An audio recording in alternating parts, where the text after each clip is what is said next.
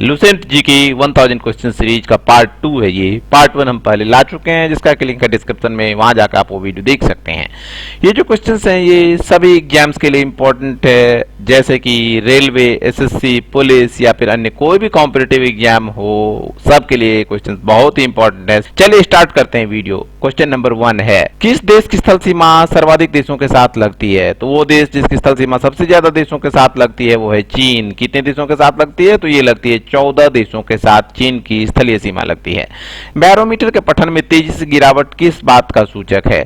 जब बैरोमीटर की रीडिंग गिरती है तेजी से तो ये दर्शाता है तूफान के आने को दर्शाता है। बैरोमीटर से क्या मापा जाता है? दाब मापा जाता है, वायु दाब। तो ये जब बहुत तेजी से इसका रीडिंग नीचे की तरफ जाता है तो ये दिखाता है कि तूफान आने वाला है। भारतीय मरुस्थल का क्या नाम है? तो भारतीय मरुस्थल का नाम है थार मरुस्थल, जो कि है कहां पे? राजस्थान में। काजीरंगा राष्ट्रीय अभयारण्य किस राज्य में है? तो काजीरंगा राष्ट्रीय अभयारण्य से जो है ये स्थित है असम में। काफी बार इससे संबंधित प्रश्न पूछा जाता है, बहुत ही इंपॉर्टेंट क्वेश्चन है, रट लीजिए इस प्रश्न को। पृथ्वी अपनी धुरी पर किस दिशा में घूमती है? तो पृथ्वी जो है ये अपनी धुरी पर पश्चिम से पूर्व की ओर घूमती है, पश्चिम से पूर्व की ओर। उज्जैन किस नदी किनारे बसा हुआ है? उज्जैन जो है ये क्षिप्रा नदी किनारे बसा हुआ है। कौन सी नदी किनारे? क्षिप्रा नदी किनारे बसा हुआ है। यहाँ पे महाकाल की प्रसिद्ध मंदिर भी स्थित है। निम्नलिखित में से कौन सी धातु बिजली की सबसे अधिक सुचालक है? तो जो बिजली की सबसे सुचालक धातु है वो है चांदी। गोबर गैस में मुख्य रूप से क्या पाया जाता है? तो गोबर गैस में मुख्यतः पाया जाता है मीथेन। क्या पाया जाता है? मीथेन। स्वतंत्रता मेरा जन्मसिद्ध अधिकार है और मैं इसे लेकर रहूंगा, किसने कहा था? स्वतंत्रता या स्वराज्य? तो ये कहा था लोकमान्य बाल गंगाधर तिलक ने। लोकमान्य बाल गंगाधर तिलक ने ये कहा था कि स्वराज्य हमारा मेरा जन्मसिद्ध अधिकार है और मैं इसे लेकर रहूंगा। राज्यसभा के सदस्यों का चुनाव कितनी अवधि के लिए किया जाता है? तो राज्यसभा के जो सदस्य होते हैं वो चुने जाते हैं 6 वर्ष की अवधि के लिए, और प्रत्येक 2 वर्ष में राज्यसभा के 1/3 सदस्य रिटायर हो जाते हैं। राज्यसभा कभी भी विघटित नहीं होती है। यदि आपसे पूछे कि राज्यसभा कार्यकाल कितना होता है तो आप गलती से 6 वर्ष नहीं लिख देना, क्योंकि राज्यसभा कभी भी विघटित नहीं होती है। हिंदी भाषा की लिपि कौन सी है? तो हिंदी भाषा की जो लिपि है वो है कौन सी? देवनागरी। अंग्रेजी की लिपि कौन सी है? अंग्रेजी भाषा की लिपि है रोमन, और पंजाबी भाषा की लिपि है गुरुमुखी। हमारी आकाशगंगा क्या नाम है? तो हमारी जो आकाशगंगा है उसका नाम है दुग्ध मेखला या मिल्की वे। अगला प्रश्न है, हिंदी भाषा का पहला समाचार पत्र कौन सा था? बहुत ही इंपॉर्टेंट क्वेश्चन है, बार बार पूछा जाता है यह क्वेश्चन, अच्छे से रट लीजिए। तो वो हिंदी भाषा का जो पहला समाचार पत्र था वो था उदंत मार्तंड। अगला प्रश्न है, तुलसीदास रामचरितमानस हिंदी भाषा किस बोली में लिखी गई है? तो रामचरितमानस जो है ये लिखी गई है अवधी में। आगे बढ़ते हैं, देखते हैं अगला प्रश्न। क्वेश्चन है, आधुनिक ओलंपिक खेलों की शुरुआत कब और कहां से हुई? तो आधुनिक ओलंपिक खेलों की शुरुआत हुई 1896 ईस्वी में एथेंस अर्थात यूनान से हुई थी। पहला ओलंपिक एथेंस में हुआ था। अगला प्रश्न है, भारत ने किस खेल में ओलंपिक खेलों में 8 बार स्वर्ण पदक जीता है? तो भारत ने हॉकी में 8 बार स्वर्ण पदक जीता है। भारत ने आखिरी बार हॉकी में स्वर्ण पदक कब और कहां जीता था? तो 1980 ईस्वी में मॉस्को में भारत ने हॉकी में स्वर्ण पदक जीता था। मेजर ध्यानचंद को हॉकी का जादूगर कहा जाता था और उनका बहुत ही योगदान था हॉकी के स्वर्ण पदक जीतने में।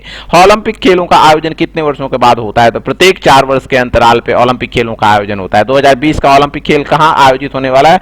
तो ये जापान के टोक्यो में आयोजित होने वाला था, जो कि पोस्टपोन कर दिया गया है अभी फिलहाल कोविड-19 के चलते। अंतर्राज्यीय ओलंपिक समिति का मुख्यालय कहां है? अंतर्राष्ट्रीय ओलंपिक समिति का मुख्यालय स्थित है लुसान है, स्विट्जरलैंड में। लुसान में स्थित, जो कि स्विट्जरलैंड में है। नेक्स्ट क्वेश्चन है, सन 2012 में ओलंपिक खेल कहां हुए थे? तो 2012 के ओलंपिक खेल हुए थे लंदन में। अगला प्रश्न है, ओलंपिक ध्वज में कितने गोले होते हैं? ओलंपिक ध्वज में कुल 5 गोले हैं, जो कि 5 महादेश को दर्शाते हैं। एक ओलंपिक में सर्वाधिक स्वर्ण पदक जीतने वाले खिलाड़ी कौन है? तो माइकल फेल्प्स जो है ये किसी भी एक ओलंपिक में सर्वाधिक स्वर्ण पदक जीतने वाले खिलाड़ी हैं।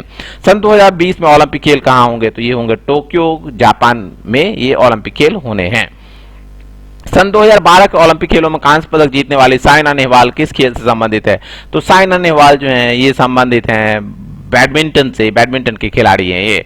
अगला प्रश्न है आपके लिए, भारत ने ओलंपिक खेलों में पहली बार किस वर्ष भाग लिया था? तो भारत ने द्वितीय ओलंपिक में सन 1900 ईस्वी में पहली बार भाग लिया था। पहले ओलंपिक में भारत ने भाग नहीं लिया था।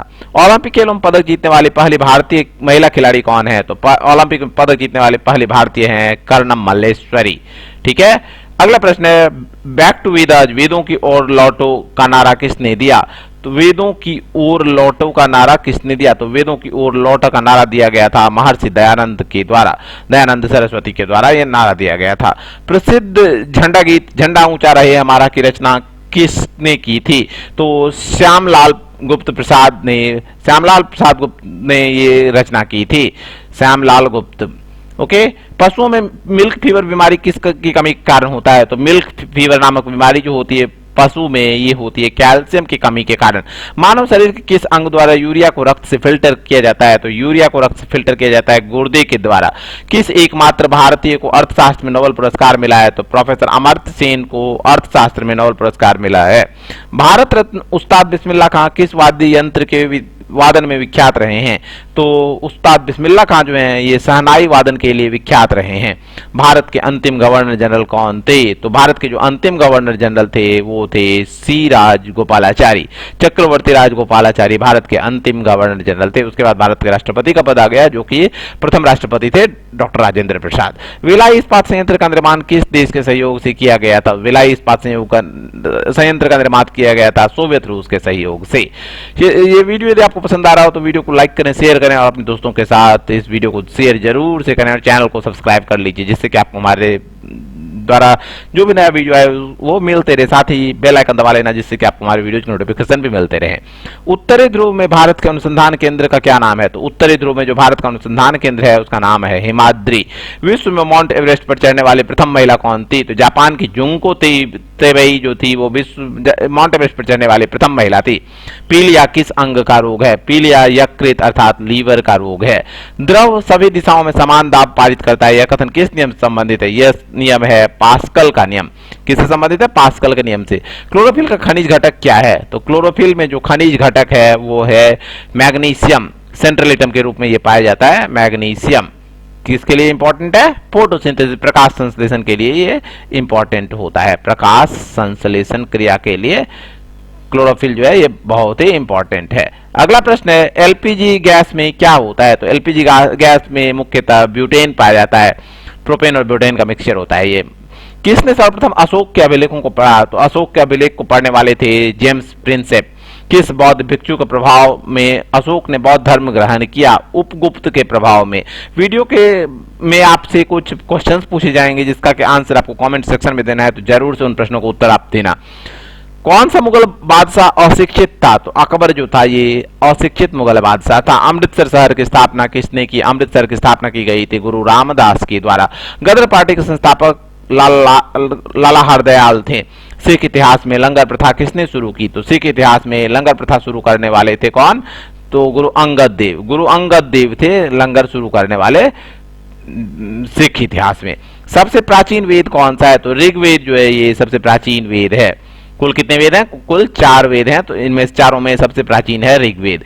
किस सुल्तान ने अपनी राजधानी दिल्ली से दौलताबाद स्थानांतरित की? तो मोहम्मद बिन तुगलक जो था इसने अपनी राजधानी दिल्ली से स्थानांतरित करके दौलताबाद कर ली थी। प्रथम पंचवर्षीय योजना कब प्रारंभ हुई थी? प्रथम पंचवर्षीय योजना 1951 ईस्वी में प्रारंभ हुई थी। 51 से 56 तक ये योजना चली थी। चीनी यात्री ह्वेनसांग ने किस विश्वविद्यालय में अध्ययन किया था? तो चीनी यात्री ह्वेनसांग जो था ये नालंदा विश्वविद्यालय में अध्ययन किया था इसने। कौन सा रक्त समूह सर्वदाता कहलाता है? तो ओ ब्लड ग्रुप जो है ये सर्वदाता कहलाता है। ये ओ ब्लड का ओ समूह का व्यक्ति किसी को भी अपना रक्त दे सकता है। ए बी या फिर ओ में से चारों को ये अपना ब्लड दे सकता है। और कौन कहलाता है सर्वग्राहिता? तो वो है ए बी रक्त समूह का व्यक्ति। मनुष्य के शरीर में कुल कितनी हड्डियां होती है? तो मनुष्य के शरीर में कुल 206 हड्डियां पाई जाती है। सूर्य के प्रकाश से कौन सा विटामिन प्राप्त होता है? सूर्य के प्रकाश से विटामिन डी की प्राप्ति होती है। हमें सूर्य के प्रकाश से विटामिन डी मिलती है, तो आप लोग विटामिन डी पाने के लिए सूर्य के प्रकाश में बैठा करो, सूरज की रोशनी में जाया करो। मादा एनाफिलीज मच्छर के काटने से कौन सा रोग होता है? तो मादा एनाफिलीज मच्छर के काटने से मलेरिया रोग हो सकता है। टेलीविजन का आविष्कार किसने किया था? तो टेलीविजन का आविष्कार किया था ग्राहम बेल ने। किसने किया था? ग्राहम बेल ने। प्रकाश की गति कितनी होती है? प्रकाश की गति होती है 3 लाख किलोमीटर प्रति सेकेंड, अर्थात 3 × 10⁸ मीटर पर सेकेंड। इसी को लिखेंगे किलोमीटर में तो क्या हो जाएगा? 3 × 10⁵ मीटर पर सेकेंड। ओके, 5 किलोमीटर पर सेकेंड। अगला प्रश्न है पृथ्वी सूर्य का चक्कर लगाती है, यह सबसे पहले किसने बताया था? तो पृथ्वी सूर्य का चक्कर लगाती है, सबसे पहले बताया था। कॉपरनिकस ने प्रकाश वर्ष का संबंध किससे है? प्रकाश वर्ष जो है ये टाइम को मापता है, नहीं, ये खगोलीय दूरी को दर्शाता है, खगोलीय दूरी को दर्शाता है प्रकाश वर्ष। स्वर्ण मंदिर कहाँ स्थित है? स्वर्ण मंदिर स्थित है अमृतसर में। चार मीनार कहाँ स्थित है? चार मीनार स्थित है हैदराबाद में। कुतुब मीनार कहाँ स्थित है? तो कुतुब मीनार स्थित है दिल्ली में, जिसका निर्माण प्रारंभ करवाया था किसने? कुतुबुद्दीन ऐबक ने। चलिए आगे बढ़ते हैं, देखते हैं अब आगे का प्रश्न सब। नेक्स्ट क्वेश्चन है गेटवे ऑफ इंडिया कहाँ स्थित है? तो गेटवे ऑफ इंडिया स्थित है मुंबई में। कहाँ पे है? मुंबई में। इंडिया गेट कहाँ पे है? तो इंडिया गेट है नई दिल्ली में। Gateway of India Mumbai, India Gate New Delhi. Taj Mahal कहाँ है? ताजमहल स्थित है आगरा में। आजाद हिंद फौज की स्थापना कहाँ की गई थी? तो आजाद हिंद फौज जो है इसकी स्थापना की गई थी सिंगापुर में। शिक्षक दिवस कब मनाया जाता है? ये भारत के शिक्षक दिवस की बात हो रही है, तो भारत में शिक्षक दिवस मनाया जाता है 5 सितंबर को, और विश्व शिक्षक दिवस मनाया जाता है 5 अक्टूबर को। खेल दिवस कब मनाया जाता है? खेल दिवस मनाया जाता है 29 अगस्त को, मेजर ध्यानचंद का जन्मदिन है ये। किसके जन्मदिवस को खेल दिवस के रूप में मनाया जाता है? लीजिए आ गया क्वेश्चन, मेजर ध्यानचंद के जन्मदिवस को मनाया जाता है। विश्व पर्यावरण दिवस कब मनाया जाता है? विश्व पर्यावरण दिवस प्रत्येक साल 5 जून को मनाया जाता है। करो या मरो का नारा किसने दिया था? तो ये नारा दिया गया था महात्मा गांधी के द्वारा। जय हिंद का नारा किसने दिया था? जय हिंद का नारा दिया गया था नेताजी सुभाष चंद्र बोस के द्वारा। दिल्ली चलो का नारा किसने दिया था? तो ये नारा भी दिया था नेताजी सुभाष चंद्र बोस ने। वेदों की ओर लौटो का नारा किसने दिया था? दयानंद सरस्वती ने नारा दिया था वेदों की ओर लौट चलो। वेदों की ओर लौटो का नारा दिया था दयानंद सरस्वती ने। इनकलाब जिंदाबाद का नारा दिया गया था भगत सिंह के द्वारा। तुम मुझे खून दो मैं तुम्हें आजादी दूंगा, ये नारा किसने दिया था? ये नारा दिया था नेताजी सुभाष चंद्र बोस ने। नेक्स्ट क्वेश्चन है आराम हराम है का नारा किसने दिया था? ये नारा दिया गया था जवाहरलाल नेहरू ने। जितने भी नारे हैं उससे संबंधित प्रश्न पूछे जाते हैं विभिन्न एग्जाम्स में, तो इन नारों को आप अच्छे से रट लो। ये स्लोगन्स हैं जो कि बहुत ही इंपॉर्टेंट है और इससे प्रश्न पूछे ही जाते हैं। जय जवान जय किसान का नारा किसने दिया था? तो ये नारा दिया गया था लाल बहादुर शास्त्री के द्वारा। अगला प्रश्न है मारो फिरंगी को ये नारा किसने दिया था? तो मारो फिरंगी को ये नारा दिया गया था मंगल पांडे के द्वारा। सरफरोशी की तमन्ना अब हमारे दिल में है, देखना है जोर कितना बाजू एक कातिल में है का नारा किसने दिया था? तो ये नारा दिया था राम प्रसाद बिस्मिल ने। भारत का नेपोलियन किसे कहा जाता है? ये कहा जाता है समुद्रगुप्त को। गुप्त वंश का बहुत ही प्रतापी शासक है, ऐसे कहा जाता है भारत का नेपोलियन।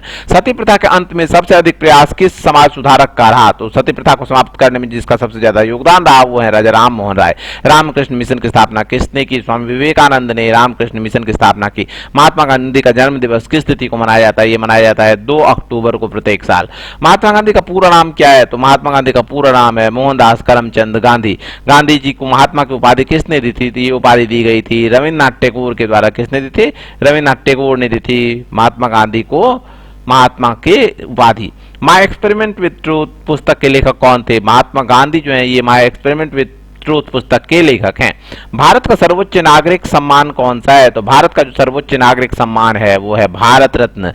फिल्म के क्षेत्र में दिया जाने वाला सर्वोच्च भारतीय पुरस्कार कौन सा है? दादा साहब फाल्के पुरस्कार फिल्म के क्षेत्र में दिया जाने वाला सर्वोच्च भारतीय पुरस्कार है। आप इन प्रश्नों के पीडीएफ भी पा सकते हैं, डिस्क्रिप्शन में लिंक है दिया हुआ, वहां जाके आप सारे के सारे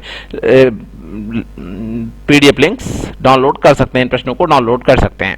भारत को सर्वोच्च वीरता पदक का नाम बताएं। तो परमवीर चक्र जो है ये भारत का सबसे ऊंचा वीर पदक है। भारत का शेक्सपियर किसे कहा जाता है? तो कालिदास को भारत का शेक्सपियर कहा जाता है। कंप्यूटर का पिता किसे कहा जाता है?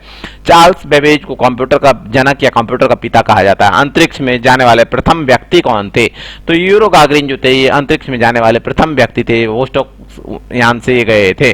चंद्रमा पर कदम रखने वाले प्रथम व्यक्ति कौन थे? तो नील आर्मस्ट्रांग जो थे ये चंद्रमा पे जाने वाले प्रथम व्यक्ति थे। नील आर्मस्ट्रांग वो एडमिन ऑल्ड्रिन, लेकिन कदम रखा था नील आर्मस्ट्रांग ने। अंतरिक्ष में जाने वाले पहले भारतीय कौन थे? तो अंतरिक्ष में जाने वाले पहले भारतीय थे राकेश शर्मा। सोयूज से ये गए थे, सोवियत की यान थी सोयूज, उसी से ये गए थे वहां पे। प्रथम भारतीय उपग्रह का नाम क्या है और इसे कब छोड़ा गया? तो प्रथम भारतीय उपग्रह जो है उसका नाम है आर्यभट्ट और इसे छोड़ा गया था सन 1975 ईस्वी में। बहुत इंपॉर्टेंट क्वेश्चन है, पूछा जाता है, ये प्रश्न याद कर लीजिएगा। संयुक्त राष्ट्र संघ के वर्तमान महासचिव कौन है? तो एंटोनियो गुटेरेस जो है ये संयुक्त राष्ट्र संघ के वर्तमान महासचिव हैं। घेंगा रोग किसकी कमी से होता है? तो घेंगा रोग जो है ये आयोडीन की कमी से होता है। किसकी कमी से होता है?